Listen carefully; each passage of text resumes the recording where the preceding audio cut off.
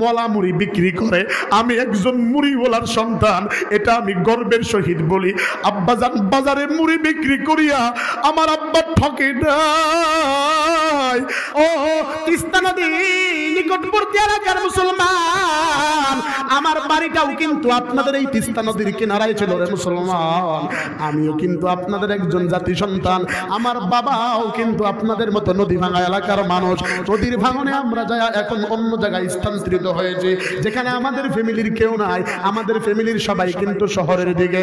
মুসলমান দুনিয়ার কোন দিকে খেয়াল করবেন না, আমি আপনাদের ছেলে, আপনাদের কাছের মানুষ, আপনাদের ভাতিজা।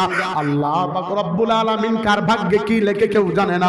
আমি বক্তা এখানে বসেছি, খোদার কসম খায়া বলি, যেই মাদ্রাসার প্রিন্সিপাল সাইফুল ভাই, উনি আমার বাড়ির পাশে বাড়ি, ওনার বাড়ির পাশে আমার বাড়ি। আল্লাহর কসম খায়া বলি, আমি তো এই স্টেজের মানুষ ছিলাম না, আমার মালিক আমার এনেছে।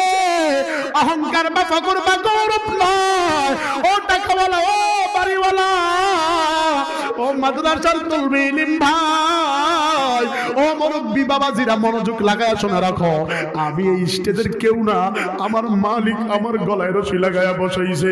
নিজের এই কথা বলিয়া যশকীর্তি অর্জন করব, আগামীতে দাওয়াত দিবেন। আল্লাহর কসম খায়া বলি, কোরআন ছুঁয়া বলতেছি, আজ পর্যন্ত জীবনে কারো কাছে বলি নাই একটা ডেট নেন, একটা ডেট দেন।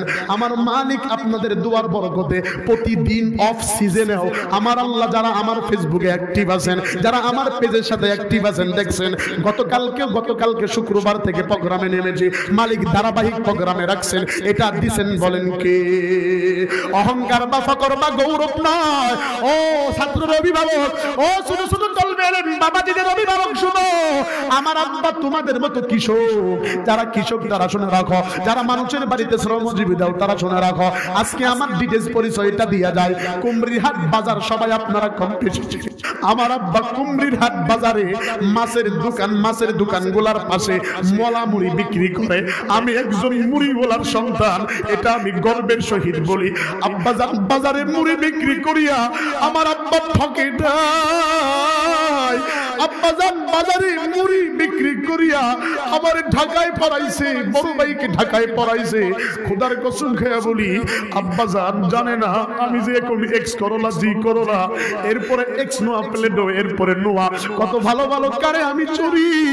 আমি তো এগুলোর কেউ ছিলাম না।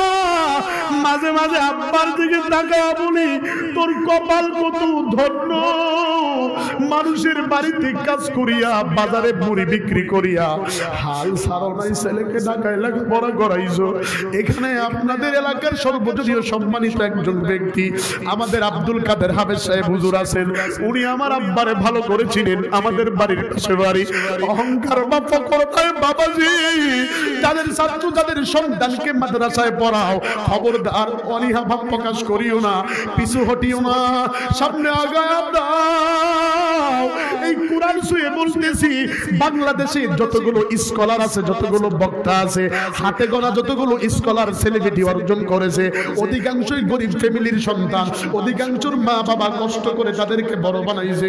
অহংকার বা ফকর নয়, তোমরা আগা যাও, আমার আল্লাহ কবুল করবে, আল্লাহ কবুল করবে। আমি আমার ঘটনা বলিয়া যশকীর্তি অর্জন করার জন্য বলি নাই, একটু আপনাদের দিলের ভিতরে আঘাত করলাম। এই মাদ্রাসার ভিতরে ছাত্রদেরকে পড়াবেন, আমিও তো একদিন এমন একটা প্রতিষ্ঠানে পড়েছিলাম, আমিও তো একদিন এমন ছোট ছিলাম, আমার বাবা আমার পিছনে মেহনত করেছে। আব্বা জান আমারে ডেকে বলতো, বাবা ঢাকায় পড়বা, গায়ের চামড়া রক্ত যদি বিক্রি করা লাগে বিক্রি করবো, এরপরে উত্তরে ঢাকায় পড়াবো। খবরদার, এখন আব্বারে দেখলে হিংসায় আমার গা জ্বলে। আমি বলি, আপনি মানুষের বাড়িতে কাজ করিয়া আমারে আলেম বানাইছেন, আমি বক্তা হয়েছি, আজকে আমার ছেলে আলেম হবে অনেক দূরের কথা।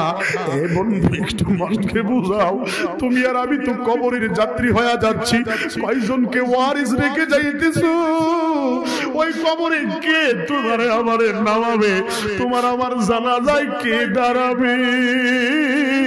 ও আমার আম্মা জানেরা, এখানে মসজিদের সম্মানিত খতিব সাহেব ওলিউল্লাহ ভাই, তার বাবার কপাল কত ধন্য, জুমার নামাজে কত মানুষ তার পিছনে ইক্তেদা করে। ওই মা বাবার কপাল কত ধন্য। আমার খালুজান এখানে আসছে, সাইফুল ভাইয়ের আব্বা, তার আব্বার কপাল কত ধন্য। এ মুসলমান, আজকে কি করে বিদায় নিচ্ছ, কি করে যাচ্ছ, কি রেখে যাচ্ছ? তোমার খাটের খাটলি ধরবে কে? তোমার পালকির চার পা হবে কে? তোমার কে দাফন কাফন করাবে? তোমার কে কবরে নামাবে? একটু হিসাব করে যাও, একটু হিসাবটাকে সহি করে কবরে নামিও। এ মুসলমান, একটু মনোযোগ লাগায়া দেন। আল্লাহ পাক রব্বুল আলামিনের প্রিয় হাবিবুল্লাহ ডাক দিয়া বলে, ওমর আমারে কেমন ভালোবাসো? কয় অবশ্যই আমি আমার মা বাবার চাইতে আপনাকে বেশি ভালোবাসি। আল্লাহর নবী ডাক দিয়া কয়, ওমর যদি আমারে তুমি আল্লাহর তাআলাকে যদি তোমার মা বাবার চাইতে বেশি ভালোবাসো, যাও যাও তার সাথে গন্ডগোল না করিয়া, তর্কে না জমিয়া, তার কাছ থেকে যেই পাওনা টাকা আমি এনেছি এই পাওনা টাকাটা পরিশোধ করে দাও। হযরত ওমর ডাক দিয়া বলে, ঠিক আছে পয়গম্বর, আপনি যা বলবেন তাই মঞ্জুর। আল্লাহর নবী ডাক দিয়া কয়, তাহলে তার ঋণ পরিশোধ করে দাও। যদি আমরা ওই জায়গায় হইতাম, বলতাম হুজুর আপনি টাকা নিছেন, আপনি দেন, আমারে ধমক দিছেন, আবার টাকা পরিশোধ করব। কিন্তু টাকা দেখো কেমন সবর, কেমন ধৈর্য। ওমর ডাক দিয়া বলে, পয়গম্বর আপনি বলেছেন আমি অবশ্যই দিব। তবে মুহাম্মদ নবী ডাক দিয়া কয়, এ ওমর পাওনাদার ইহুদিকে বলো, এই ইহুদি সে কি টাকা চায় নাকি টাকার বিনিময়ে অন্য কিছু চায়? আল্লাহর নবীর প্রিয় সাহাবী ওমর ডাক দিয়া বলে, ও ভাই ইহুদি বলো, তুমি কি টাকা চাও নাকি টাকার বিনিময়ে অন্য কিছু চাও? ওমরের বক্তব্য শুনিয়া ইহুদি তো আগে থেকেই ফোন দিয়ে আসতেছিল মুসলমানকে অপমান করবে, মুসলমানের ছেলে তাজ মুহাম্মদ নবীকে অপমান করবে। ওই সময় সিজন ছিল না খেজুরের, সবে মাত্র খেজুর ঘর জাত হচ্ছে, পাকন ধরেছে। এই অবস্থায় ইহুদি ডাক দিয়া কয়, ওমর যদি আমার টাকা পরিশোধ করতে চাও, যদি আমাকে টাকাটা পরিশোধ করতে চাও, তাহলে আমাকে টাকা দেওয়া লাগবে না, টাকার বিনিময় খেজুর দিলেই হবে। ওমর বলে, তাই নাকি? বলে হ্যাঁ।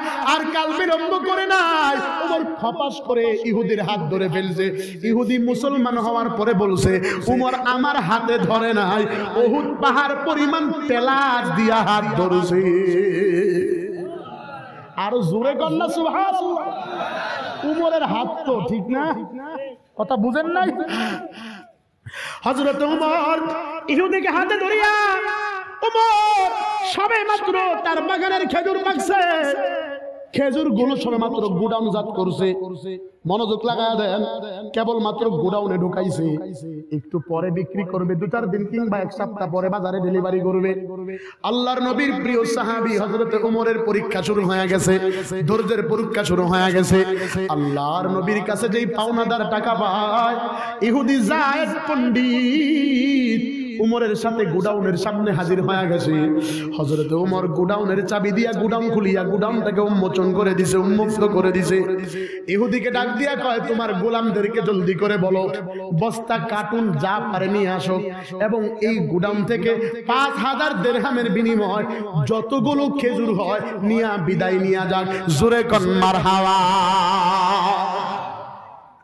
খেজুরের গোডাউনে পাল্লা, নিত্যের পাল্লা বসায়া, মিজানের পাল্লা বসায়া ওমর ডাক দিয়া বলে, জলদি করে তোমাদের যত প্রয়োজন নিয়ে যাও। এই কথা বলিয়া ওমর গোডাউন থেকে চলে যায়। ইহুদি ডাক দিয়া কয়, ব্যাপার কি? ও ওমর আপনি কোথায় যান? বলে কেন? কয় আমি বেশি নিব না কম নিব দেখবেন না। কয় বেটা রে, আদর্শ মুহাম্মদের লাগাইছি, কম তো নিবি না বেশি নিবি, যদি বেশিও নেও আমার যায় আসে না, কম নিলেও যায় আসে না। কেন? কেন উত্তর পরে দিব। কেন উত্তর কেনা শোনা লাগবে। পারবো না, তুমি তোমার খাদেমকে ডাকো, খাদেমকে ডেকে এনে বস্তার ভিতরে খেজুর ঢুকাইতেছে, নিত্যি পাল্লায় মাপ দিতেছে, বস্তা প্যাকেট করতেছে। বস্তা প্যাকেটিং শেষ হয়ে গেছে, বস্তাগুলাকে প্যাকেট করে হযরতে ওমর ইহুদি উমরের গুডাউনে প্যাকেটজাত করা শেষ। 5000 দিরহামের বিনিময়ে যতগুলো খেজুর সব প্যাকেটজাত হয়ে গেছে। এবার ইহুদি খবর লাগাইছে, উমরকে ডাকো, শেষ বেলায় তার কাছ থেকে বিদায় নিয়ে যাওয়া লাগবে। ঠিক না? বিদায় না নিয়ে যাওয়া যাবে? কথা বলে। মাল নেওয়ার পরে মালিকের কাছ থেকে শেষ বিদায় নেয় না, যে যাই ভাই, কথা বুঝেন নাই? তো ইহুদি ডাক দিয়ে কয়, জলদি করে দেখো তো উমর কোথায়। হযরতে উমরকে আর এলাকার ভিতরে পাওয়া যায় না। বাসায় যায় নক করছে, উমর নাই। মাঠে গেছে, উমর নাই। খেজুর বাগানে গেছে, উমর নাই। ব্যাপার কি, উমর আমাদেরকে গুডাউনে লাগায়া গেল কোথায়? উমরের কোথাও হদিস পাওয়া যাচ্ছে না। আপনারা একজন দিল্লির বাদশাহ জাহাঙ্গীরের নাম শুনছেন? শুনেন নাই? বাদশাহ জাহাঙ্গীর দিল্লির বাদশাহ ছিল না? উনি সফরে গেছে। সফরে যাওয়ার পরে একটা মিসকিনের সাথে দেখা হয়েছে। মিসকিনের সাথে দেখা হওয়ার পরে বাদশাহ মিসকিনকে ওনার একটা ভিজিটিং কার্ড দিয়ে বলছে, শোনো, যদি তোমার কখনো প্রয়োজন হয় দিল্লিতে আসিও, দিল্লিতে আসিও। তো মিসকিন অনেকদিন পরে দিল্লিতে গেছে। যাওয়ার পরে দিল্লির স্থানীয় মানুষদেরকে জিজ্ঞাসা করে, এখানে কি বাদশারে চিনেন, জাহাঙ্গীরকে চিনেন? কি কইছো? এই দিল্লির সবচাইতে সুপ্রিম পাওয়ার যার, উনি হলেন বাদশাহ, তার নামই জাহাঙ্গীর। বলেন না মারহাবা। তাহলে ভালো জায়গাতে আসছি, ভালো জায়গাতেই আসছি। তো কোথায় কই যে যাও? প্রাসাদে আছে। আস্তে আস্তে সামনের দিকে মিসকিন আগাচ্ছে। মিসকিন আগা যেই মাত্র ওনার খানকার কাছে আসছে, খানকার কাছে এসে শুনতেছে বাদশাহ নামাজের সেজদা বলতেছে, আল্লাহ আমি ফুকারা আপনি গনিয়ুন, আমি গরিব আপনি বড়লোক, আমি গরিব আপনি বড়লোক, আমার সমস্যা সমাধান করেন। এই আওয়াজ মিসকিনের কানে পড়ছে। মিসকিন চিন্তা করলো, ব্যাপার কি? আওয়াজ এটা কি কানে বাড়ি খাচ্ছে নাকি? সামনে আগাইলো। সেজদার কাছাকাছি এসে শুনতেছে না, কথা তো সত্য। উনি দেখি চাচ্ছে কার কাছে, আর আমি আসছি ওনার কাছে চাইতে।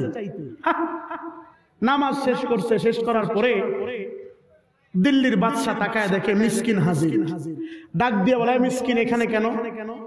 কয় এখানে আসছি এই কারণে, আপনার কাছে কিছু চাবো। কয় চাও? আর চাওয়ার সুযোগ নাই, আমি এসে দেখি আপনি নিজেই তার কাছে চান, আমিও তার কাছে চাবো। জোরে কোন মারহাবা, নারায়ে তাকবীর, নারায়ে তাকবীর। প্রধান বক্তার আগমন। মাহফিল কমিটির পক্ষ থেকে প্রধান বক্তার আগমন, রহমতুল্লাহ আশিকি ভাইয়ের আগমন। নারায়ে তাকবীর। দিন ইসলাম, দিন ইসলাম, আল কোরআনের আলো। নারায়ে তাকবীর। সম্মানিত হাজরিন, অসংক্ষিপ্ত অগোছালো আলোচনা এখানেই সমাপ্ত। ইতি টানছি। আমি কোথাও আমার জীবনে এই ইতিহাস হয় নাই, প্রধান বক্তাকে বসায় রেখে এক কলম কথা বলছি। আজকেও এর বাহিরে যাবে না ইনশাআল্লাহ। তবে আপনাদের একটা আবেদন ছিল, যদি এটা চান তাহলে বলেই শেষ করব। বলবো ইনশাআল্লাহ? হ্যাঁ, যদি আশিকি ভাই সুযোগ দেয় 2 মিনিট। ইনার সাথে আজকে না, বহু আগে, আজ থেকে প্রায় 4 বছর আগে মহিন্দানগর এক প্রোগ্রামে দেখা। প্রথম মনে হয় আমরা এখানে আনছিলাম। মারহাবা গান। পুরাঞ্চল ভাতে পারে, পুরাঞ্চল কি পারে? চেহারা দেখছেন? আল্লাহ কবুল করুক, আমিন কন। অনেক দূর থেকে আসছে, সেই কুমিল্লা থেকে আসছে। আমি ওনার এলাকায় গেছিলাম। অনেক দূর, অনেক দূর। ঢাকা থেকে রংপুর যদ্দূর, ঢাকা থেকে কুমিল্লা বড় দূর। তাহলে কয়েকটা ডিস্ট্রিক্ট সেই দক্ষিণবঙ্গ থেকে উত্তরবঙ্গে আসছে। আল্লাহ আমার এই হযরতের আসা যাওয়া বসা কথা বলাকে কবুল করুক, বলেন আমিন। আর জোরে আমিন। আপনাদের আবেদনটা একটাই, এরপরে কেউ আবেদন করবেন না ইনশাআল্লাহ। লিখিত আবেদন করছেন এবং মেসেজে আবেদন করছেন, এটা বলে শেষ করব ইনশাআল্লাহ। তাহলে এর আগে একটু ঠিক বেঠিক বলতে হবে, আঙ্গুল তুলে ঠিক বলবেন, পারবেন ইনশাআল্লাহ? পরীক্ষা আবার তৃতীয়বারের মতো সবাই একসাথে কন্ত দেখি। আল্লাহ রে কোন দুনিয়ায় পাঠাইলা আমারে, আল্লাহ রে কোন দুনিয়ায় পাঠাইলা আমারে। বর্তমানের পোলা মাইয়ার সমান সমান মাপ, বর্তমানের পোলা মাইয়ার সমান সমান মাপ, লম্বা চুল কাটিয়া মাইয়া মাথায় লাগাই ক্যাপ। আর জোরে কোন ঠিক না বেঠে? আল্লাহ রে কোন দুনিয়ায় পাঠাইলা, একটু বলেন না সবাই, মুখস্থ হয়ে যাক। আল্লাহ রে কোন দুনিয়ায় পাঠাইলা আমার।